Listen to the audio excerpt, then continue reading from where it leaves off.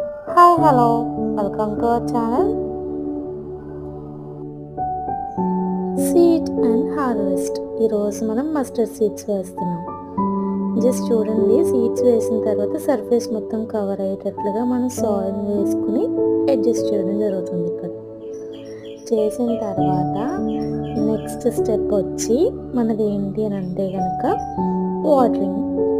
చూడండి, water just ప్రతి ప్లాంట్కి వేసినట్లుగానే జస్ట్ స్ప్రింకిల్ చేసుకుంటే సరిపోతుంది.